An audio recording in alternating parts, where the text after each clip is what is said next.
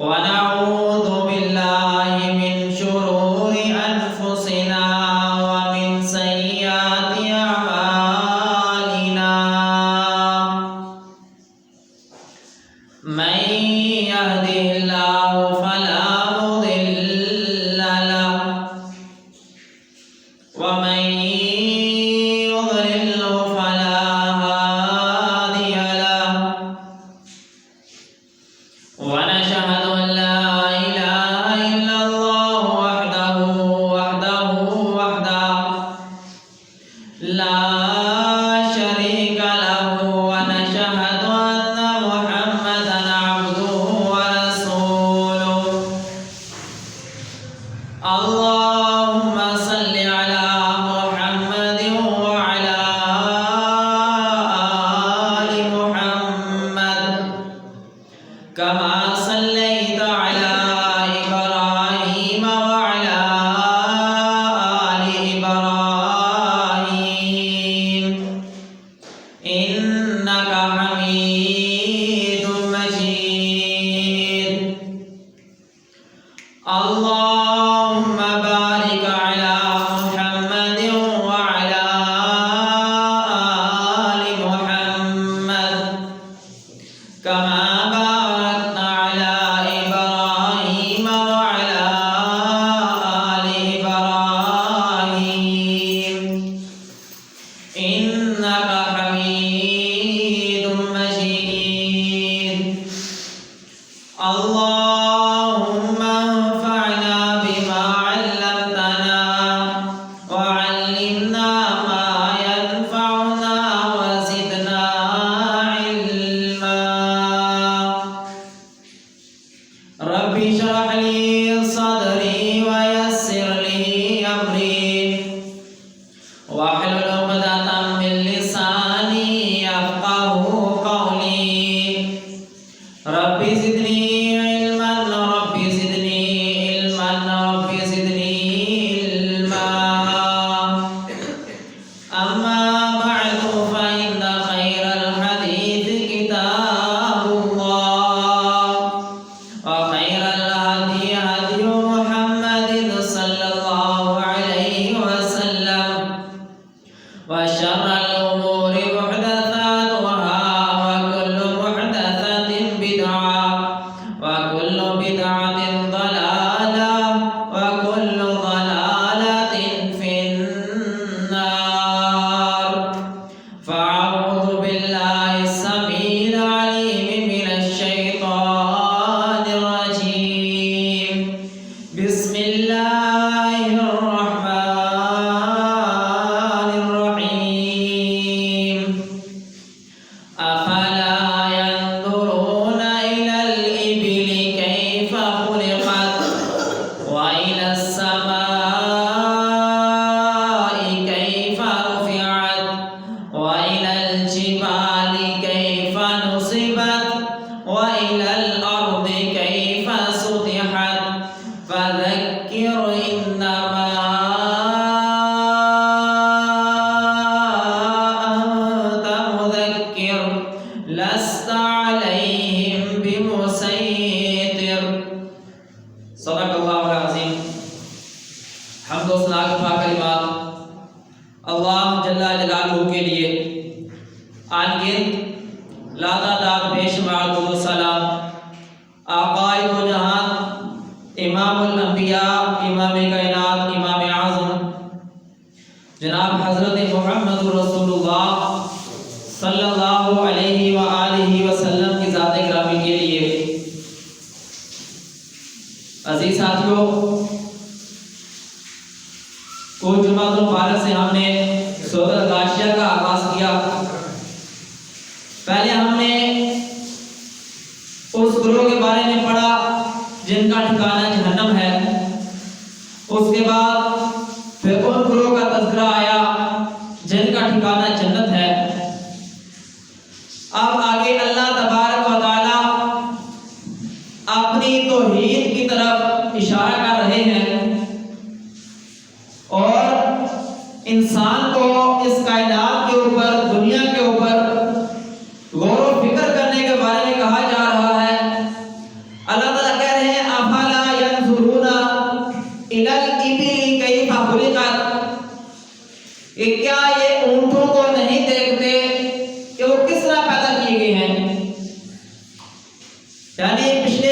جتنے بھی اللہ تبارک نے پچھلے تذکرہ کیا جنت جہنم کا، کیا انسان سوچے گا کہ یار یہ کیسا ہوگا، کس طرح ہوگا؟ تو اللہ تبارک و تعالیٰ اس کے ساتھ انسان کو سمجھا رہے ہیں کہ انسان غور کر سوچو، اونٹوں کو دیکھو کہ اللہ تبارک و تعالیٰ نے اونٹ کو کس طرح پیدا کیا ہے۔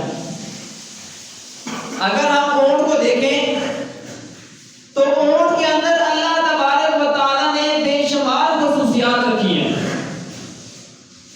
یعنی ایسا جانور جو صحرا میں چلتا ہے اور اس کو صحرا میں چلتے ہوئے کوئی ٹینشن کوئی پریشانی نہیں ہوتی، اللہ تبارک و تعالیٰ نے اس کے اندر صلاحیت رکھی ہے کہ وہ اپنے اندر پانی کو سٹور کر لیتا ہے، سیو کر لیتا ہے۔ اگر اس نے ایک دفعہ پی لیا، اس نے پانی سٹور کر لیا، کھانا اپنے اندر سٹور کر لیا، اب وہ کافی دیر تک بغیر کچھ کھائے پیے گزارا کر سکتا ہے۔ جب اس کو بھوک لگے گی، جہاں اس نے پانی سٹور کیا ہوگا تھوڑا سا پانی لے لے گا۔ اللہ تبارک و تعالیٰ نے انسان کو اونٹ حلال کیا، اونٹ کا انسان اونٹنی کا دودھ پیتا ہے، اونٹ کا گوشت کھاتا ہے، اس کے بعد اونٹ کی کھال انسانی کام آتی ہے۔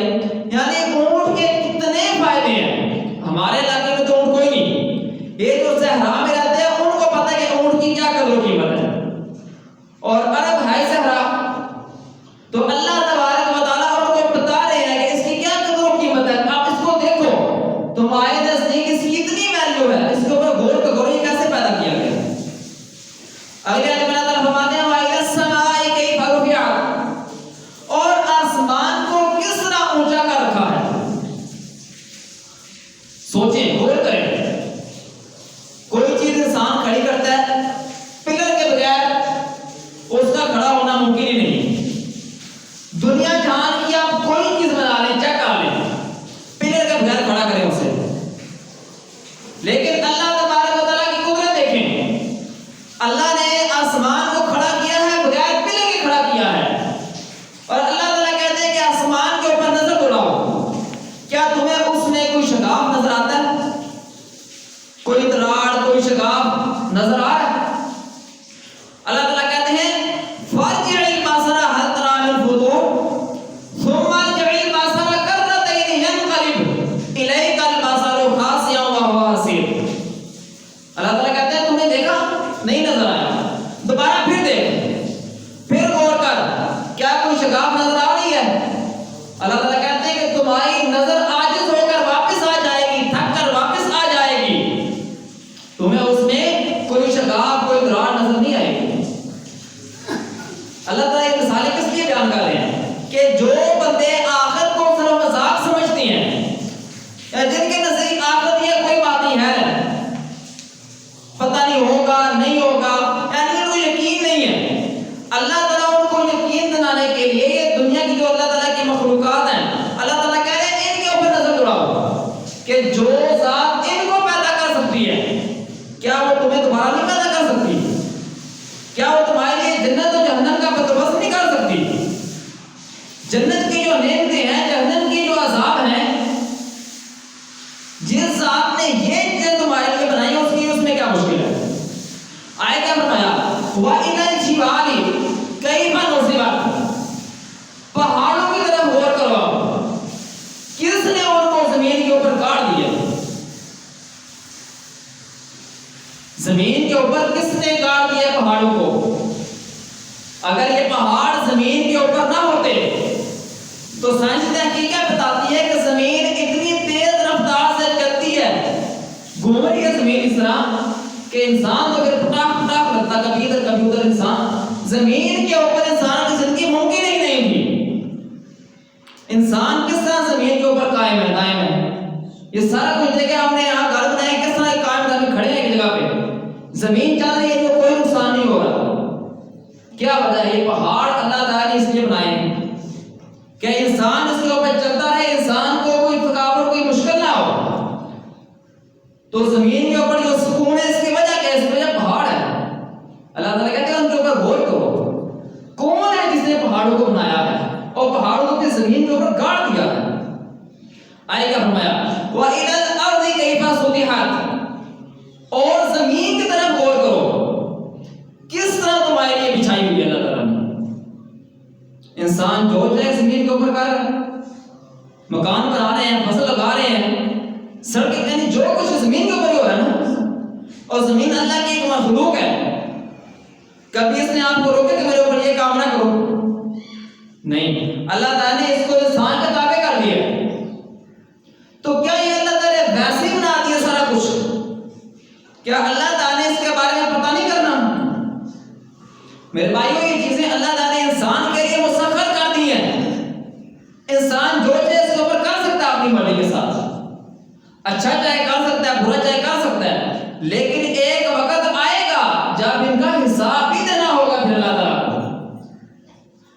تو اللہ تعالیٰ نے ان 4 آیتوں میں 4 چیزوں کی طرف انسان کو غور کرنے کا کہا.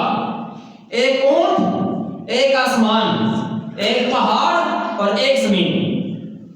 ان چاروں کے اپنے اپنے فائدے اور بے شمار فائدے ہیں. ان تمام چیزوں کا ذکر کرنے کے بعد اللہ تعالیٰ کیا کہہ رہے ہیں؟ فَذَكِّرْ إِنَّمَا أَنْتَ مُذَكِّرٌ. بس نصیحت کیجئے. آپ کا کام نصیحت کرنا ہے. یعنی اللہ تعالیٰ کیا کہہ رہے ہیں؟ اللہ کے رسول صلی اللہ علیہ وسلم، آپ کا کیا کام ہے؟ اس کے بعد جس بندے نے بھی تبلیغ کرنی ہے اس کو کیا نصیحت کی جا رہی ہے؟ بس نصیحت کرو. تمہارا کام نصیحت کرنا ہے اور کچھ نہیں. کہ انسان کے لیے میں سمجھا رہا ہوں، اثر نہیں ہو رہا، عمل نہیں ہو رہا، اس کا اپنا کام ہے. انسان کام کیا ہے؟ نصیحت کرنا، اللہ کا پیغام پہنچا دینا. عمل کرنا نہ کرنا یہ اگلے بندے کی ذمہ داری ہے. اللہ تعالیٰ اس سے پتہ کریں گے. اللہ تعالیٰ پتہ کریں گے کیا تمہارے پاس کوئی ڈرانے والا کوئی نہیں آیا؟ کیا تمہارے پاس کوئی خوشخبری دینے والا کوئی نہیں آیا؟ تو اللہ تعالیٰ نے رسول اللہ صلی اللہ علیہ وسلم کو اس دنیا میں بھیجا ڈرانے کے لیے بھی اور خوشخبری دینے کے لیے بھی. خوشخبری جنت کی ہے، ڈرانا جہنم سے ہے، قبر سے ہے، قیامت سے ڈرانا ہے. اور اگر آج یہ جہنم کے بارے میں، قبر کے بارے میں، آخرت کے بارے میں بات کی جائے تو ہمارے ذہن میں یہ خیال ہے کہ یار کیا ہر وقت ڈراتے ہی رہتے ہیں. اور میرے بھائیوں، یہ حقیقت ہے جس نے آنا ہے، یہ کوئی مذاق نہیں ہے. ہم اس دنیا میں تیاری کرنے کے لیے آئے ہیں، نہ کہ ٹائم پاس کرنے کے لیے. اسی آیت سے ریلیٹڈ پچھلے جمعہ مبارک میں ایک سوال کیا گیا. اسی آیت کو اس کا جواب دیتا ہوں. سوال یہ ہے کہ رفع دین مطلب نماز میں ہاتھ اٹھانا، اس کی کیا اہمیت ہے، کیا ویلیو ہے؟ اور ایک بندہ کر رہا ہے، اس کو منع کیا جا رہا ہے کہ تم رفع دین نہ کرو. اس سوال کے بارے میں کافی شک و شبہات ہے کہ یہ سوال جمعے میں کرنا چاہیے، نہیں کرنا چاہیے، اس کا جواب دینا چاہیے، نہیں دینا چاہیے. میرے بھائیوں، اللہ تعالیٰ نے کیا کہا ہے؟ نصیحت کرو. یہ تو کوئی نصیحت ہے. عمل کرنا نہ کرنا بندے کی اپنی ذمہ داری ہے. تو جو رفع دین کا مسئلہ ہے، دیکھیں اس کے بارے میں ایک تو بات یہ، جس بندے کو رفع دین کے بارے میں پتہ ہی کوئی نہیں،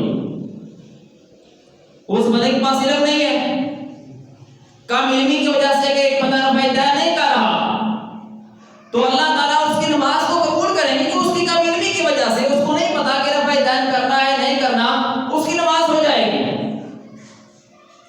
ایک بندہ جو کوتاہی کی وجہ سے، سستی کی وجہ سے نہیں کر رہا، سستی ہے اس کی، ثواب سے محروم ہو جائے گا. یعنی جو سنت کے اوپر عمل کرنے کا ثواب وہ نہیں ملے گا اس کو. لیکن فتویٰ کوئی نہیں اس کے اوپر بھی کہ اس نے رفع دین نہیں کیا، سستی اس کی اپنی ہے. لیکن ایک تیسرا بندہ جس کو پتہ چل چکا ہے کہ رفع دین اللہ کے نبی صلی اللہ علیہ وسلم کی سنت ہے، اور اللہ کے نبی صلی اللہ علیہ وسلم نے اس کو ہمیشہ کیا، ساری زندگی کیا. اور ایک بھی حدیث ایسی نہیں جس میں اللہ تبارک و تعالیٰ کے رسول صلی اللہ علیہ وسلم نے یہ کہا ہو کہ پہلے رفع دین ہم کرتے تھے، آج کے بعد اس کو منسوخ قرار دیا گیا، آج کے بعد تم نے نہیں کرنا. ایسی ایک بھی صحیح حدیث نہیں ہے. ایسی حدیث جس میں یہ الفاظ ہو کہ اللہ کے رسول صلی اللہ علیہ وسلم نے یہ کہا ہو کہ پہلے ہم رفع دین کرتے تھے، آج کے بعد رفع دین منسوخ ہے، آج کے بعد رفع دین نہیں کرنا. ایسی ایک بھی صحیح حدیث نہیں ہے. جبکہ رفع دین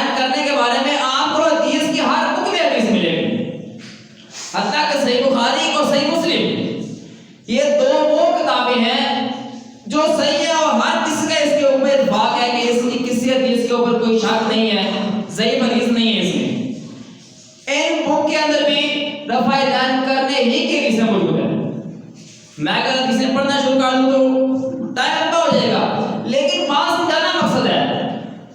آپ تک میں یہ پیغام پہنچا رہا ہوں کہ اللہ کے رسول صلی اللہ علیہ وسلم نے ایک نماز بھی رفع دین کے بغیر نہیں پڑھی۔ آپ سن رہے ہیں، میں بول رہا ہوں، آپ کے نامہ اعمال میں لکھا جا رہا ہے، میرے نامہ اعمال میں لکھا جا رہا ہے، میں اپنے کہے کا ذمہ دار ہوں، میں اپنے کہے کا ذمہ دار ہوں۔ کل قیامت والے میں جواب دینا اس بات کا جو میں الفاظ بیان کر رہا ہوں۔ آپ سن رہے ہیں، اگر آپ عمل نہیں کرتے آپ اس چیز کے ذمہ دار ہیں۔ اللہ تعالیٰ کہیں گے ہاں بھائی آپ تک حدیث پہنچی، کیا عمل کیا، کتنا عمل کیا۔ اب ایک بندہ اس وجہ سے رفع دین چھوڑ دے کہ جی میرا دل نہیں مانتا، معاشرہ کیا کہے گا، جی فلاں کہے گا تو میں کروں گا۔ میرے بھائیو، اس کا مطلب آپ نے مقام نبوت نہیں سمجھا۔ مقام نبوت کے اوپر آپ اپنے دل کو بٹھا رہے ہیں، آپ معاشرے کو بٹھا رہے ہیں، آپ اپنے بڑے لوگوں کو بٹھا رہے ہیں۔ یہ اب آپ کا عقیدہ خراب ہو چکا ہے کہ اللہ کے نبی صلی اللہ علیہ وسلم کی بات کی آگے آپ اپنے دل کو ترجیح دے رہے ہیں، اپنی جان کو ترجیح دے رہے ہیں۔ عمر فاروق رضی اللہ تعالیٰ عنہ اللہ کے نبی صلی اللہ علیہ وسلم کے ساتھ جا رہے ہیں، کہتے ہیں کہ اللہ کے رسول صلی اللہ علیہ وسلم میں اپنی جان کے علاوہ پوری دنیا سے بڑھ کے آپ سے محبت کرتا ہوں۔ اللہ کے نبی صلی اللہ علیہ وسلم کہ عمر تیرا ایمان مکمل نہیں ہے۔ کہا اچھا میرا ایمان کیسے مکمل ہوگا؟ کہا جب تم اپنی جان سے زیادہ مجھ سے محبت کرو گے۔ کہا اچھا اب میں اپنی جان سے زیادہ آپ سے محبت کرتا ہوں۔ کہا عمر تیرا ایمان مکمل ہو گیا۔ ہمارے ایمان کی کیا حالت ہے؟ میرا دل نہیں مانتا، میں عمل نہیں کرتا، معاشرہ نہیں کرتا، میں عمل نہیں کرتا، فلاں کہے گا تو یہ مانو گا، فلاں کہے گا تو نہیں مانو گا، یہ آنکھیں سے پڑھ لوں۔ میرے بھائیوں کا اللہ کے نبی صلی اللہ علیہ وسلم کے سامنے کیا منہ لے کے جاؤ گے کہ اس لیے آپ کے ظلموں کا انکار کرتے ہیں کہ معاشرہ کیا کہے گا؟ معاشرہ تو آپ کو ساری زندگی سکون نہیں لینے دیتا۔ آپ اپنی زندگی دیکھ رہے جتنی گزر چکی ہے، معاشرے نے کتنا سکون لینے دیا آپ کو۔